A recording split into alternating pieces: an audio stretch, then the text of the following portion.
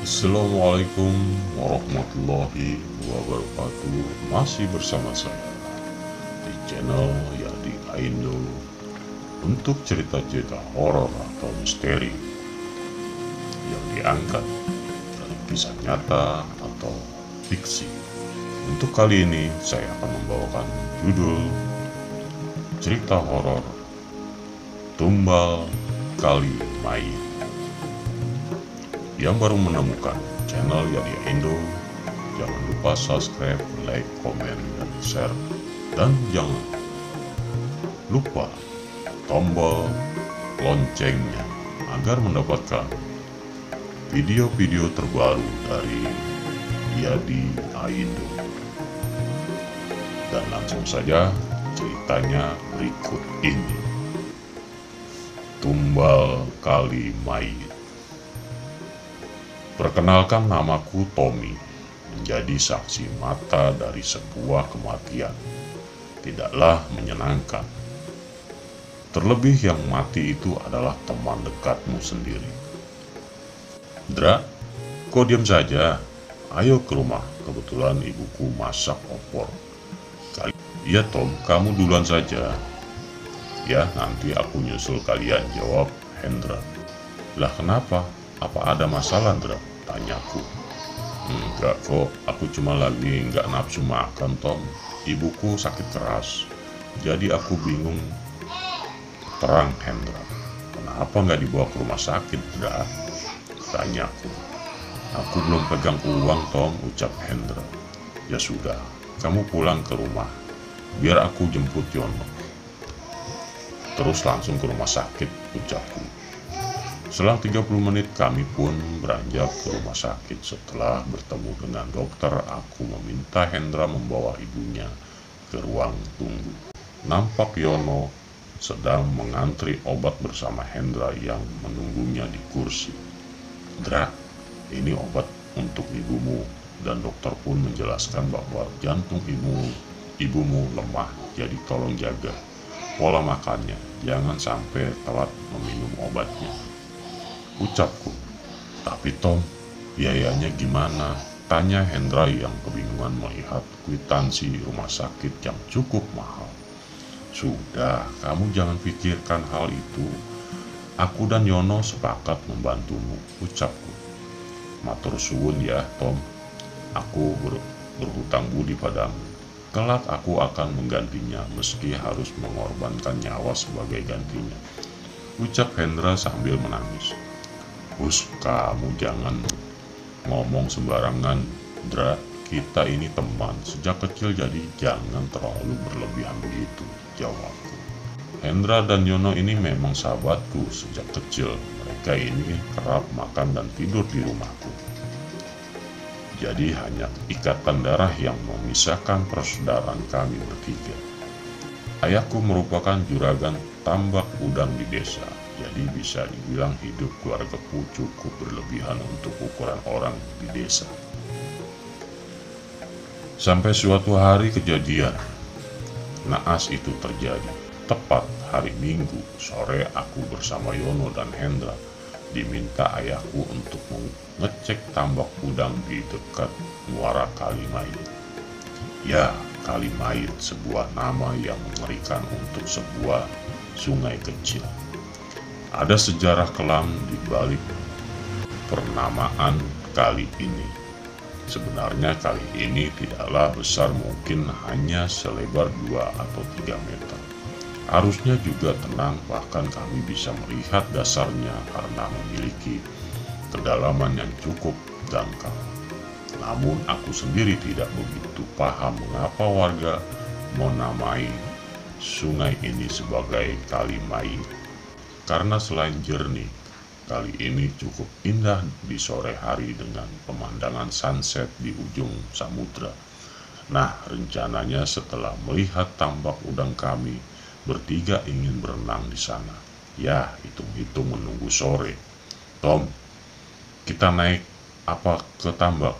Tanya Hendra. Kita bawa mobil aja yuk. Toh ayahku ini yang nyuruh, jawabku. Sip lah, Aku juga bawa pisang goreng nih, nanti sekalian kita bikin kopi di dekat muara, ucap Hendra yang sudah aku anggap sebagai kakak sendiri. Setidaknya di tambak seperti biasa kami hanya bermain di sana. Tak jelas apa yang kami lakukan. Sambil menunggu dokumen yang bapakku pinta. Baratna, selaku bagian keuangan, akhirnya memberikan laporan mingguan dan itu tandanya kami sekarang bebas melakukan apapun. Yon, Dra, ayo kita ke muara, ajakku kepada mereka. Kala itu jam menunjukkan pukul 3 sore dan cuaca juga cukup cerah. Dengan sedikit berlari kami mulai ke belakang tambak. Jadi di belakang tambak ayahku ada sebuah kolam alami yang bentuknya mirip seperti kolam renang. Terus ada banyak pohon yang bikin suasana makin adem. Wah, cocok ini. Ayo kita gelar sekarang. Yono dengan sigap menggelar tikar. Aku dan Hendra mencari ranting kering untuk memasak kopi. Hingga 20 menit berlalu, kami bertiga duduk menikmati kopi pahit bersama pisang goreng sambil melihat ke arah Kalimayit. Habis ngopi berenang, kayaknya enak nih, sahutku mengajak kedua temanku untuk turun ke air. Wah, apa enggak kesorean, Tom? Tanya Hendra. Ya sebentar saja, Hendra. Gimana, Yon? Mau tidak? Jawabku. Yuk, gerah juga dari tadi, diam aja di tambak, ucap Yono. Dengan cepat aku membuka baju dan langsung menceburkan diri ke dalam kali. Wah, segernya. Enak kalau tiap hari begini ngopi, ngudut main. Sempurna betul hidup kita ya, celetuk Yono. Tom, jangan terlalu tengah, teriak Hendra, mengingatkanku untuk selalu waspada. Sampai akhirnya sebatang kayu terlihat mendekat ke arah kami bertiga. Awalnya aku melihat itu hanyalah potongan kayu seukuran 1 meter. Namun tanpa kami sadari ada sesuatu di bawahnya. Ketika batang itu melintas memisahkan aku dengan kedua temanku yang lain, tiba-tiba kakiku terasa kram. Aneh memang mengapa bisa kram. Aku coba tenang dan mulai mendekati Yono, tapi aku bergerak sangat lamban hingga mulai terbawa arus. Tom, kamu kenapa? Tanya Hendra. Dra, kakiku kram, ucapku. Sebentar, ucap Hendra yang mulai mendekat. Tapi ketika ku kayu kaki ini ada beban yang begitu berat, sampai tiba-tiba aku tertarik ke dalam air. Kejadiannya begitu cepat. Bahkan aku tak sempat mengambil napas. Aku coba melihat ke bawah, takut ada hewan atau batang kayu lain yang tersangkut. Tapi tak nampak apapun di bawah kakiku. Aku coba menggapai permukaan air, tapi tubuh ini terus tertarik ke bawah. Dan mulai terasa dingin di antara pergelangan kaki. Ya Allah, apa ini? Di sini aku mulai takut dan coba menggapai apapun yang bisa aku pegang. Terlihat bayangan hitam mendekat diikuti pandanganku yang mulai buram dan hitam. Hingga 30 menit lamanya aku berjuang untuk hidup. Ya, aku mulai tersadar dengan kondisi lemah dan tenggorokanku terasa panas, diikuti rasa kembung di perut. Nampak semua karyawan ayahku kini sudah mengerumuni kami. Aden, gak apa-apa? Tanya Pak Ratno kepadaku. Aku hanya terdiam melihat apa yang sebenarnya terjadi. Kenapa ada banyak orang? Kemana Hendra dan Yono? Tanyaku. Setelah aku coba duduk dan bicara, aku hanya melihat Yono yang masih melihat ke sana kemari seperti mencari sesuatu. Yon, Hendra mana? Hendra kemana? Teriakku memanggil Yono. Dia mulai mendekat dengan langkah yang gontai. Yono pun tertunduk lemah. mulutnya membiru dan mulai menangis. Yono tidak mengatakan apapun, dia hanya duduk dengan tubuh gemetar di sampingku. "Yon, tolong jawab, Hendra kemana?" tanyaku lagi. "Hendra tenggelam, Den. Lebih baik kita kembali ke rumah, biar anak-anak tambak dan nelayan yang melanjutkan pencarian. Aden harus kami rawat lebih lanjut," ucap Pak Ratno kepadaku dan Yono. Di sini aku tak berdaya menolak ajakan Pak Ratno. Beliau adalah kepala keamanan di tambak milik ayahku. Ditambah kondisi aku yang tidak memungkinkan, jangankan untuk membantu mencari Hendra, sekedar untuk berdiri saja aku tak sanggup. Setelah kami dibawa ke klinik, ayahku tiba bersama ibu. "Tom, kamu gak apa-apa? Kenapa kalian main ke sana? Ayah meminta kalian untuk mengambil dokumen. Kenapa tidak langsung pulang?" Ayahku nampak kesal dan juga takut melihat aku nyaris mati tenggelam. "Sudah Pak, jangan marah. Yang penting anak kita selamat," ucap ibuku coba menenangkan ayah. "Pak Ratno, apa Hendra sudah ditemukan?" tanya ayahku. "Belum Pak, tapi beberapa warga bersama polisi sudah datang membawa lampu dan perahu. Mereka akan coba menyisir muara hingga ke laut. Takut Hendra terbawa ke tengah," jawab Pak Ratno. "Ya sudah, kamu kabarkan saya jika ada informasi. Saya mau bertemu Pak RT dan Kepala Desa. Mungkin malam ini. Kami akan coba menjelaskan hilangnya Hendra kepada ibunya," terang ayahku. Selepas kepergian ayahku, aku hanya bisa diam memandangi Yono yang kondisinya tak jauh berbeda. "Yon, maafin aku ya, seharusnya aku gak ajak kalian berenang," ucapku sambil menahan nangis. "Gak apa-apa Tom, ini musibah yang kita sendiri juga gak mau," jawab Yono. "Gimana aku ngomong ke ibunya Hendra? Gak sanggup aku kalau Hendra sampai hilang," ucapku lagi. "Sabar Tom, sekarang polisi dan warga masih mencari Hendra. Jadi sekarang kita lebih baik berdoa," ucap Yono coba membuatku lebih tenang. Di keesokan harinya, setelah dokter mengatakan kami baik-baik saja, aku dan Yono coba kembali ke lokasi kejadian.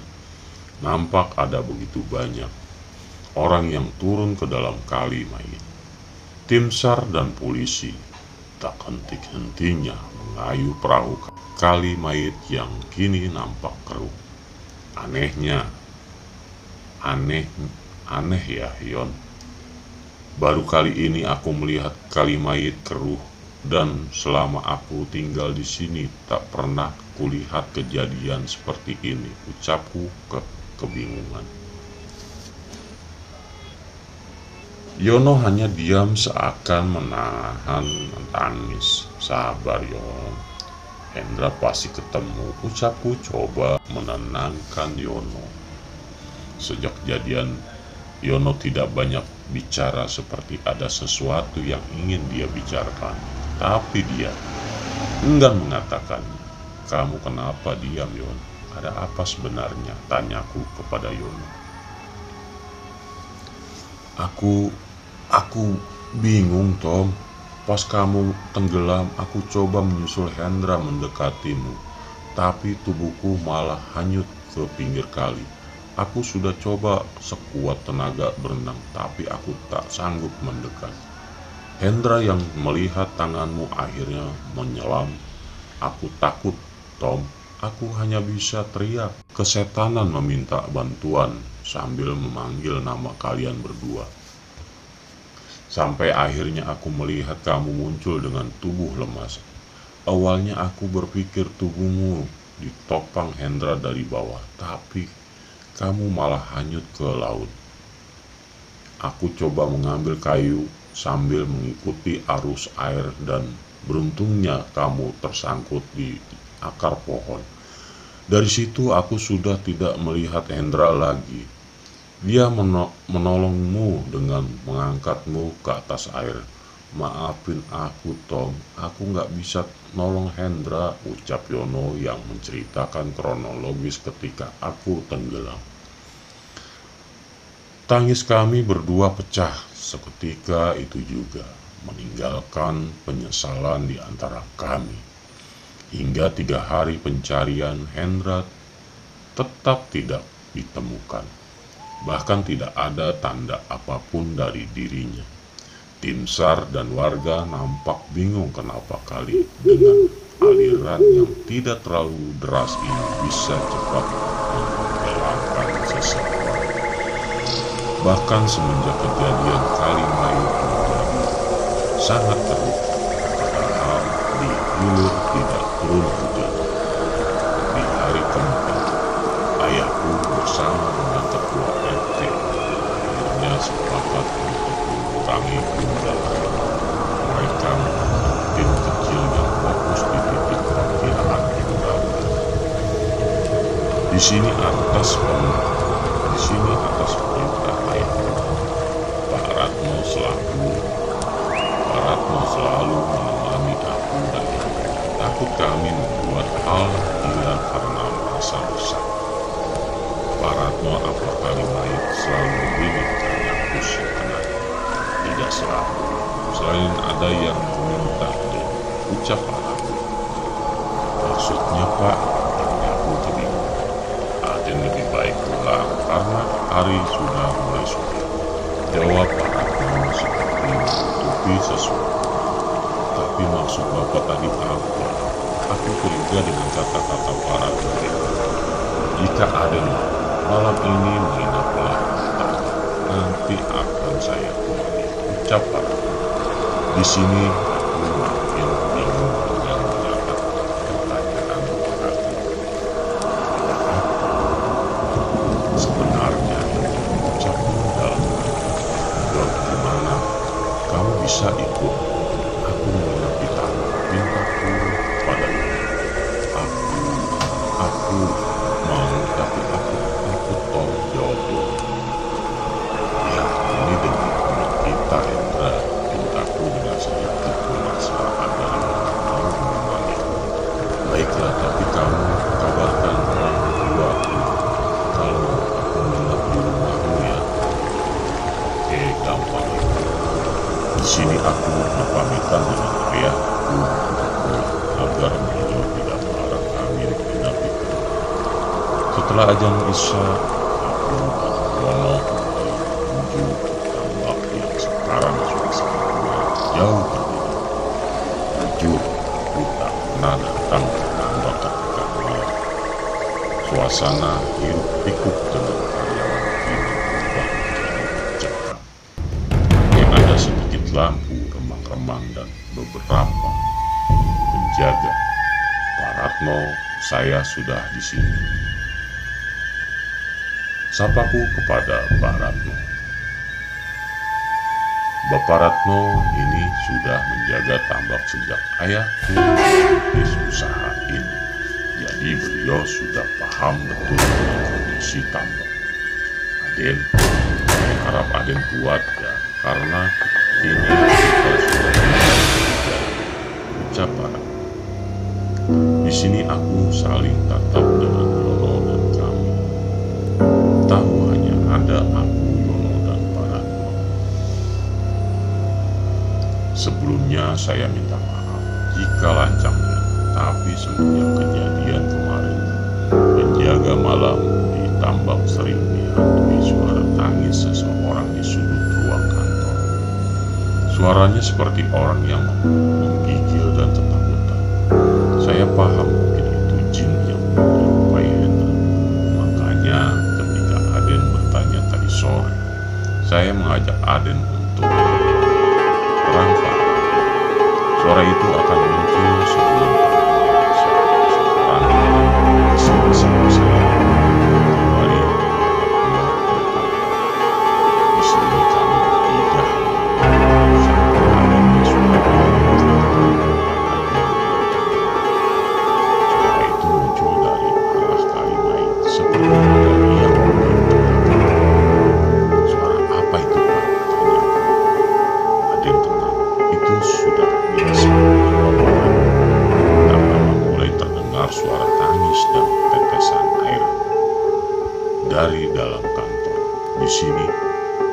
tanpa aba-aba Pak Ratno menarik aku dan Yono untuk melihatnya. "Aden dengarkan?" tanya Pak Ratno. "Iya Pak, saya dengar." Suaranya seperti menjauh Pak, jawabku. Kami bertiga mulai berjalan masuk, namun hanya ada genangan air di dalam kantor.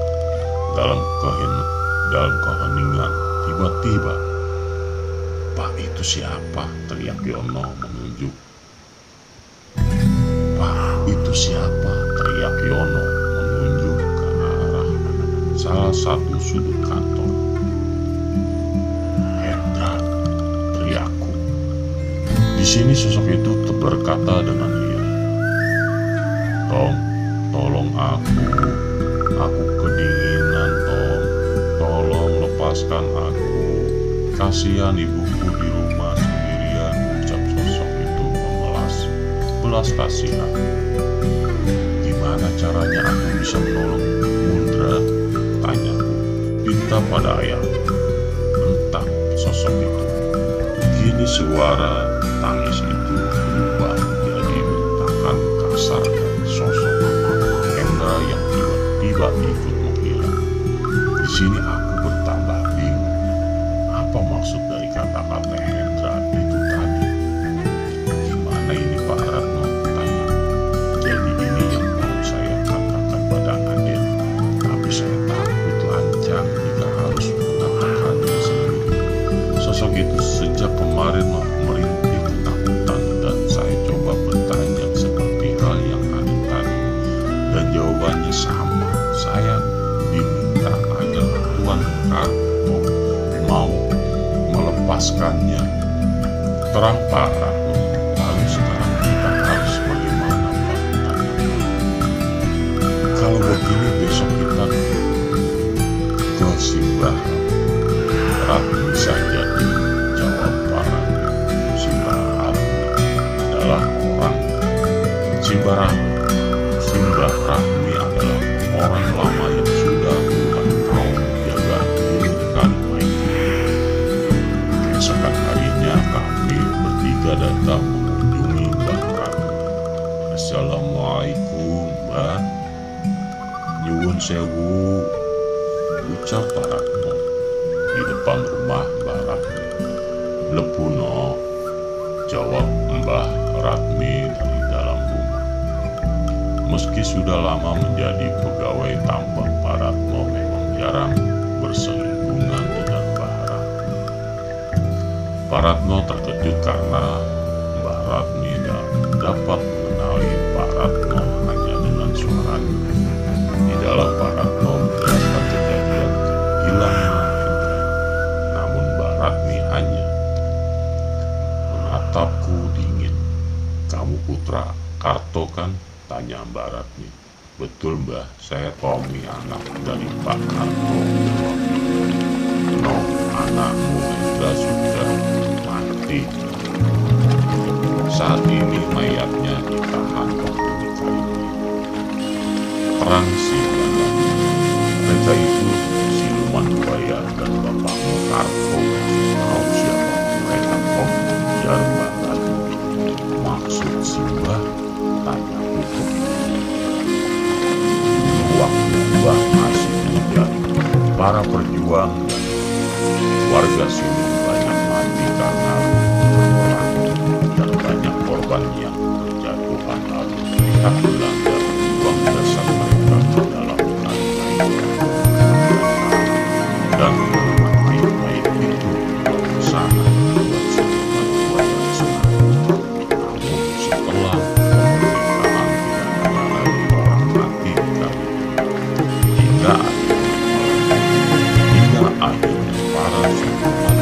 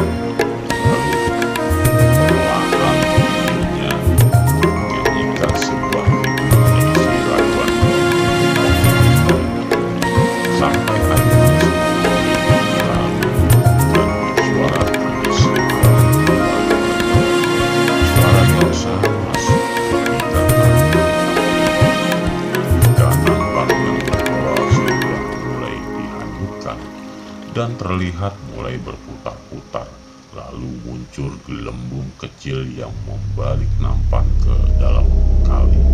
Namun anehnya, nampan itu kembali seperti semula, tapi semua isinya sudah menghilang.